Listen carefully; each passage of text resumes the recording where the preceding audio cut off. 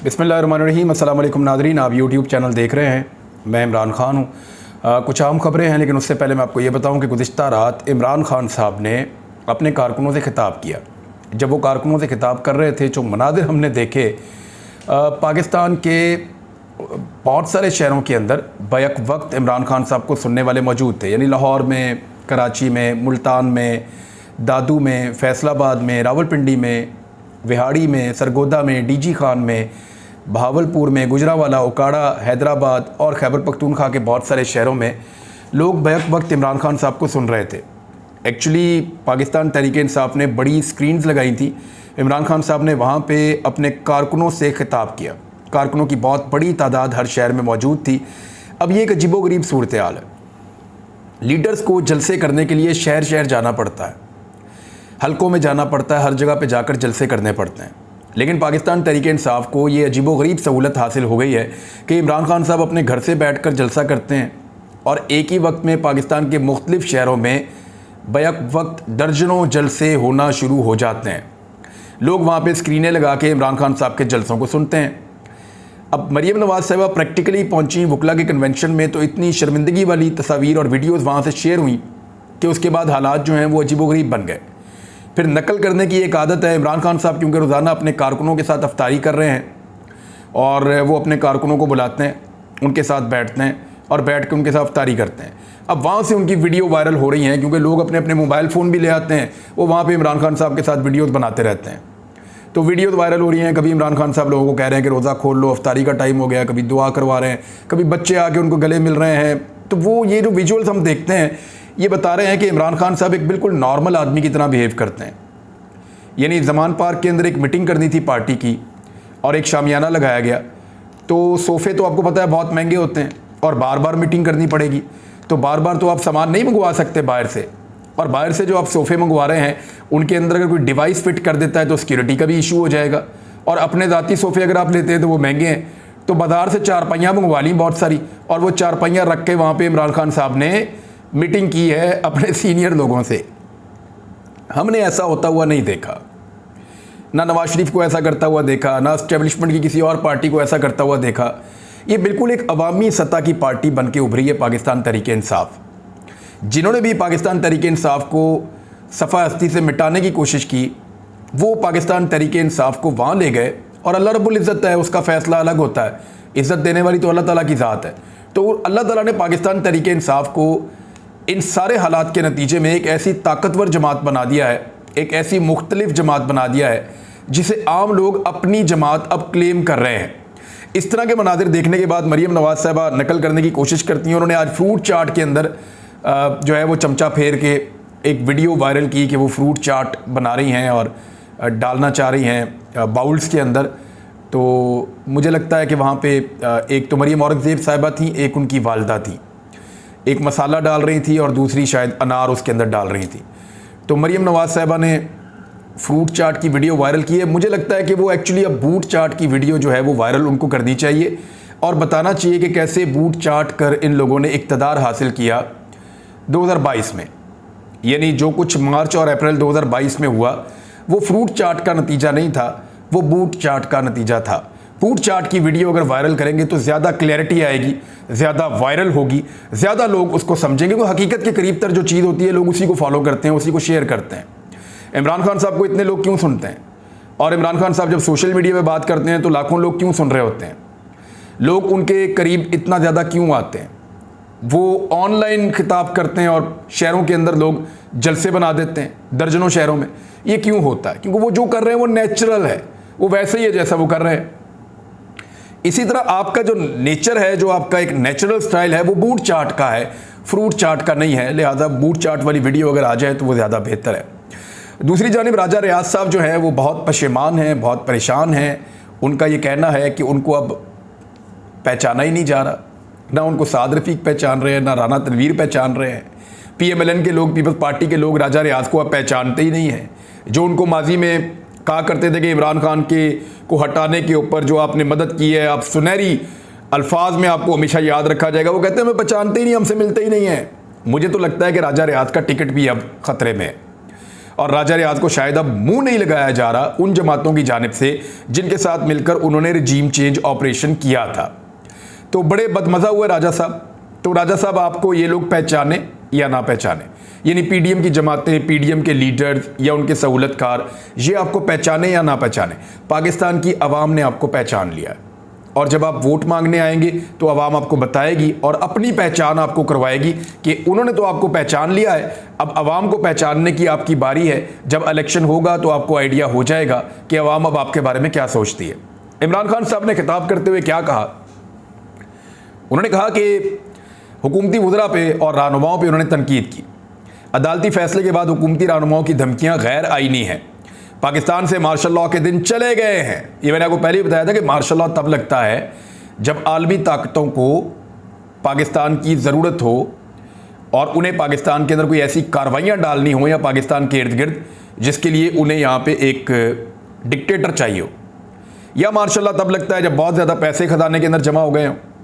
तो अभी तो सूरत हाल ऐसी है नहीं। और दूसरा, अवाम इस मरतबा मार्शल लॉ को कबूल नहीं करेगी।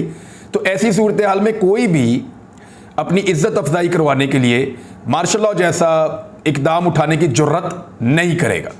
इमरान खान साहब ने भी कहा पाकिस्तान से मार्शल लॉ के दिन चले गए हैं। वो तो बिलावल की ख्वाहिश है कि मार्शल लॉ लग जाए। हालांकि मार्शल लॉ में बिलावल के नाना को फांसी हुई थी, जिसका नाम लेकर बिलावल आज तक सियासत करते हैं, लेकिन कौम को फिर मार्शल लॉ की धमकी दे रहा है। लेकिन मुझे उम्मीद है कि बिलावल सीख लेंगे जैसे उनके नाना ने सीखा था। बिलावल के नाना भी एस्टेब्लिशमेंट के आदमी थे, एस्टेब्लिशमेंट की गोद में पल के बड़े हुए थे और उन्होंने अपनी ज़िंदगी के आखिरी अयाम में सीखा। फिर उन्होंने बड़ी कुर्बानी भी दी। जुल्फ़िकार अली भुट्टो ने, वो बड़े मजबूत आदमी साबित हुए फ्यूचर में जाके। हो सकता है बिलावल को भी सीखने का मौका मिले, लेकिन सीखने के लिए उन्हें आसिफ अली जरदारी से इंडिपेंडेंट होकर सियासत करनी पड़ेगी। जब तक वो जरदारी साहब की छत्र छाया में रहेंगे तब तक वो मफाहमत और दो नंबरियाँ और इस किस्म की फ्रॉड सियासत जो है वो उसी का हिस्सा रहेंगे। इमरान खान साहब ने भी कहा कि सुप्रीम कोर्ट का फैसला हतमी है, हमारा आइन है। अगर हुकूमत इससे किसी किस्म का भी इख्तलाफ करती है तो वो बड़े ख़तरनाक एरिया में पहुंच जाती है और तौहीन अदालत की दफ़ात भी हुकूमत के ऊपर लग सकती हैं। इमरान खान ने कहा कि आइन वाज़ेह है कि असम्बली की तहलील होने के 90 रोज़ के अंदर इलेक्शन होंगे, इसमें कोई गुंजाइश नहीं है। सुप्रीम कोर्ट ने इस पर फैसला दे दिया है। हुकूमती जमातों को इलेक्शन में अपनी मौत नज़र आ रही है। गुज़िश्ता 37 ज़िमनी इंतखाबात में से PTI जीत चुकी है 30 के करीब, जबकि एस्टेब्लिशमेंट और इलेक्शन कमीशन पूरी तरह उनकी हमायत कर रहा था। वो गैर जानिबदार नहीं था, ना इलेक्शन कमीशन ना पाकिस्तान की एस्टेब्लिशमेंट। अब उनको डर लगा हुआ है कि जैसे ही इलेक्शन आना है तो उन्होंने हार जाना है। और एक्चुअली जो सर्वेज आ रहे हैं वो यही बता रहे हैं। ग्राउंड के ऊपर आप चले जाएं, आपको यही चीज़ें दिखाई देती हैं। वलीमा करना पड़ता है, आटा बांटना पड़ता है, राशन बांटना पड़ता है, बहुत ज़्यादा खाना पकाना पड़ता है गरीबों को, भूखे लोगों को इकट्ठा करने के लिए। जब वो इकट्ठे हो जाते हैं तो उन्हें कहा जाता है कि रुक जाओ, मरियम नवाज तकरीर करेगी, उसके बाद खाना मिलेगा। तो गरीब लोग बेचारे वहाँ पे आपस में बातें करके टाइम पास कर रहे होते हैं। आप कैमरा लेकर चले जाएं, जिस वक्त मरियम नवाज तकरीर कर रही होती है तो सिर्फ सामने वाले कुछ लोग सुन रहे होते हैं, बाकी लोग आपस में बातचीत कर रहे होते हैं। सबने अपनी अपनी पंचायत लगाई हुई होती है। तो उसके बाद लोग सिर्फ इंतज़ार करते हैं कि हमें खाना कब मिलेगा। खाना खाकर लोग चले जाते हैं। इमरान खान साहब ने पहले की तरह बताया कि किन लोगों को लाकर कैसे बिठाया गया और मईशत के लिए उन्होंने कहा कि बड़े फैसले करने पड़ेंगे और एक सर्जरी करनी पड़ेगी। एक बड़ा मैंडेट चाहिए जो इलेक्शन से आएगा। सियासी इस्तेहकाम आएगा तो मईशत बेहतर होगी। मईशत को ठीक तभी किया जा सकता है जब सियासी इस्तेहकाम आएगा। 50 साल की महंगाई के रिकॉर्ड टूट गए हैं, रुपये की कदर कई गुना गिर चुकी है। और इसका ज़िम्मेदार कौन है? इसका कोई तो ज़िम्मेदार है। आगे जाने का वाहिद रास्ता साफ और शफाफ इंतखाबात हैं, इसके अलावा और कोई नहीं है। इमरान खान ने कहा कि हमारे पास वोटिंग और स्ट्रीट पावर दोनों है। सबको पता है कि PTI ने अगला इलेक्शन जीत जाना है। सियासी जमातें हमेशा सियासी हल ढूंढती हैं। हमारे पास बंदूकें नहीं हैं, हमने हल ढूंढना है। पहला हल इलेक्शन है। इमरान खान ने कहा कि दूसरी चीज़ एस्टेब्लिशमेंट है, जो एक हकीकत है। हमने कभी नहीं कहा कि 70 साल से इनका जो किरदार बना हुआ है कि आते ही कहेंगे वो अपना रास्ता पकड़े, ऐसा नहीं होगा। लेकिन एक तवाज़ुन चाहिए। सिविल और मिलिट्री ताल्लुकात में एक तवाज़ुन चाहिए।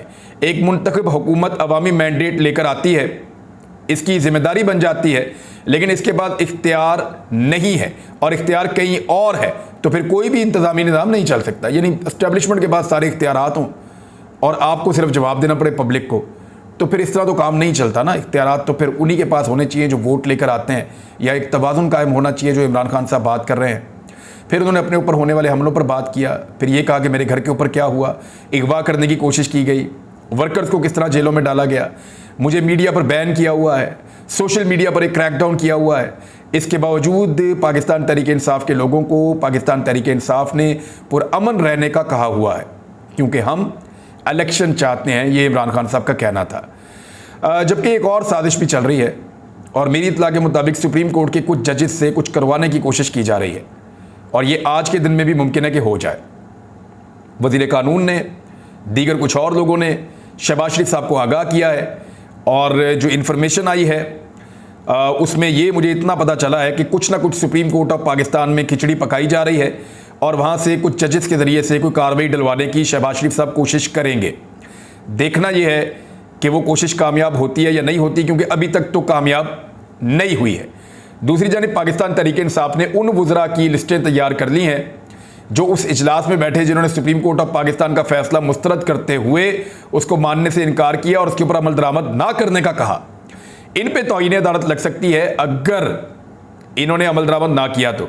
बिलावल जरदारी बड़े सियाने थे, वो और एक दो और लोग वो उस इजलास में नहीं बैठे काबीना के, ताकि उनके ऊपर तौहीन अदालत ना लगे, लेकिन जो लोग बैठे थे उनके लिए मुश्किलात बढ़ती चली जाएंगी। पाकिस्तान तहरीक-ए-इंसाफ खैबर पख्तूनख्वा के इंतखाबात मई में करवाने के लिए सुप्रीम कोर्ट जाएगी और सुप्रीम कोर्ट से दोबारा रुजू करेगी, जबकि तहरीक-ए-इंसाफ ने फैसला किया है कि अगले एक हफ्ते के अंदर अंदर वो सूबाई असम्बली के हलकों पे पंजाब में खास तौर पे अपने उम्मीदवार फाइनल कर लेगी। इमरान खान साहब ने तकरीबन फाइनल किए हुए हैं। जो जीते हुए उम्मीदवार थे जिन्होंने पार्टी का साथ नहीं छोड़ा वो तो ज़्यादातर वापस आ जाएंगे। इक्का दुक्का केस हैं जहाँ पे शायद ना हो, लेकिन ज़्यादातर वापस आ जाएंगे। उसके बाद इमरान खान साहब अपनी पार्टी के नौजवानों को और बेहतर लोगों को मौका देने का उन्होंने फैसला किया है और लोटों को या दीगर लोगों को बिल्कुल किसी किस्म का कोई उनके लिए इमरान खान साहब गुंजाइश नहीं छोड़ने वाले।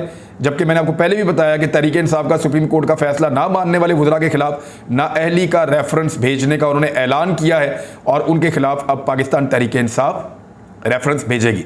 बिलावल जरदारी साहब ने एक और डींग मारी है। पहले मार्शल लॉ की बात की थी, अब ये कह रहे हैं कि ताकतवर तबका मुल्क के साथ खेल रहा है। मुझे अफसोस हो रहा है, तख्ते लाहौर की लड़ाई पाकिस्तान को ले डूबेगी।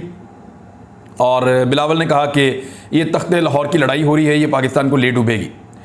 अब पीपल्स पार्टी को ये लगता है कि वो मोहसिन नकवी के ज़रिए से पंजाब के अंदर ज़्यादा सीटें ले लेंगे, लेकिन जो सर्वेज आए हैं वो ये बता रहे हैं कि पाकिस्तान पीपल्स पार्टी शायद पहले से भी ज़्यादा कमज़ोर जमात साबित हो जाएगी और उनकी सीटों की तादाद मज़ीद कम हो जाएगी। इस सूरत हाल में इलेक्शन उनको भी पंजाब में सूट नहीं करता और अगर पंजाब में पीपल्स पार्टी पहले इलेक्शन बुरी तरह हार जाती है तो फिर सिंध के अंदर जो इनका एक बहुत बड़ा हवा बना हुआ है पीपल्स पार्टी का कि बहुत बड़ी जमात है, वो हवा टूट जाएगा और इमरान खान साहब के पास ज़्यादा मौका होगा कि सिंध के इलेक्शन के ऊपर जाकर कंपेन करें और सिंध में पीपल्स पार्टी को टफ टाइम दें। तो ये जो सूरत हाल बनी हुई है ये बड़ी दिलचस्प है और इस सूरत हाल में पीपल्स पार्टी के लिए सिंध बचाना भी मुश्किल हो जाएगा अगर उन्होंने पाकिस्तान में एक साथ इलेक्शन ना करवाए तो। रूस से तेल की दरामद जो है वो इसी महीने पाकिस्तान शुरू करेगा। ये वो काम है जो इमरान खान साहब पिछले साल करने वाले थे, यानी हर तरह की बेइज्जती करवाने के बाद, हर तरह का पाकिस्तान को नुकसान पहुंचाने के बाद, रजीम चेंज ऑपरेशन करवाने के बाद वहीं जाकर खड़े हो गए हैं जहां पे इमरान खान साहब ने कहा था कि ये पाकिस्तान का हल है, इस तरफ हमें बढ़ना पड़ेगा, इसके अलावा हमारे पास कोई और हल मौजूद नहीं है। मैं एक और चीज़ आपको बता देता हूं, यहां पे आप देख लीजिए कि नए नए हथकंडे अपनाए जा रहे हैं। इमरान खान साहब के ऊपर मुख्तलिफ किस्म के केसेस बनाए गए। टेरियान केस बनाया गया कि जनाब ये इमरान खान की बेटी है, तस्लीम नहीं कर रहे, हालांकि वो बेटी ने क्लेम नहीं किया हुआ और पहले ये 3 मरतबा हाई कोर्ट से केस फारिग हो चुका है। जब देखा कि वहाँ कामयाबी नहीं मिल रही तो तोशा खाना के ऊपर बड़ा जोर लगाया, वहाँ भी कामयाबी नहीं मिल रही। ममनुआ फंडिंग केस के ऊपर जोर लगाया जो इस्लामाबाद हाई कोर्ट का डिसीजन है, जो वहाँ पे चीज़ें आज पढ़ने को मिली कल गुज़िश्ता दिन, तो उनसे भी आइडिया हुआ कि वहाँ भी कामयाबी नहीं मिली। तो अब एक मुफ्ती सईद को काबू किया गया है और मुफ्ती सईद जो है ये पुराना आदमी है और एस्टेब्लिशमेंट के काम आता रहा है। मुफ्ती सईद को ये टारगेट दिया गया है कि अदालत में केस करके साबित करें कि इमरान खान साहब ने दौरान इद्दत बुशरा बीबी से निकाह किया था, ये साबित करें, ये उन्होंने कहा। मुफ्ती सईद को तैयार किया गया। तो अब बात यह है, इससे पहले कुछ सहाफ़ियों को भी ये टारगेट दिया गया कि आप इस मौलवी के इंटरव्यू लें, उन्होंने भी इंटरव्यू लिए। एक तो ये इंतहाई निजी नौयत का मामला है और इसके अंदर इमरान खान साहब और बुशरा बीबी, मुझे नहीं लगता कि वो इस किस्म की फाश गलती उन्होंने की हो। अब इस मामले को ले जाके, यानी कोई चीज़ नहीं मिलती तो कोई ना कोई एक नुक्ता ढूंढ के उस पर पहले प्रोपेगेंडा करते हैं, फिर अदालत में जाते हैं, फिर वहाँ से जूते खाते हैं, फारिग होते हैं, फिर कोई और नई चीज़ ढूंढने लग जाते हैं। इलेक्शन की तरफ नहीं जाएंगे, बाकी सारे उल्टपटांग काम करेंगे। बहरहाल लगता ऐसे है कि ये एस्टेब्लिशमेंट को भी समझ नहीं आई अभी तक और पीडीएम की जमातों को भी अभी समझ नहीं आई कि इन हथकंडों से उनकी मकबूलियत में ज़्यादा कमी हो जाएगी। बिलावल कहते हैं हम तख्ते लाहौर पर बैठकर गैर जमहूरी कुव्वतों को जवाब देंगे। मरियम नवाज से जवाब दिया नहीं जा रहा, वो चार्ट बना बना के वीडियोज अपलोड कर रही हैं, तो बिलावल जरदारी लाहौर में आके क्या कर लेंगे। जो सर्वे आए ना उसके मुताबिक पूरे लाहौर डिवीजन के अंदर, शहर की बात नहीं कर रहा, डिवीजन पूरा का पूरा, पूरे लाहौर डिवीजन में पीपल्स पार्टी की एक भी सीट नहीं है। ये हालत कर दी है पीपल्स पार्टी की आसिफ अली जरदारी ने। अब बिलावल साहब ने जो आके करना है वो लाहौर में करके देख लें। मोहसिन नकवी उनको सीटें जितवाएगा, दिखाई नहीं देता। वर्ल्ड बैंक के मुताबिक मौजूदा साल में पाकिस्तान की जो माशी शरह नमू है वो 0.4% रहेगी और 40 लाख पाकिस्तानी खत्ते गुर्बत से मज़ीद नीचे आ जाएंगे। ये पाकिस्तान की हालत की है इन लोगों ने। अब तक के लिए इतना ही, अपना ख्याल रखिएगा, अपने इस चैनल का भी। अल्लाह हाफ़िज़।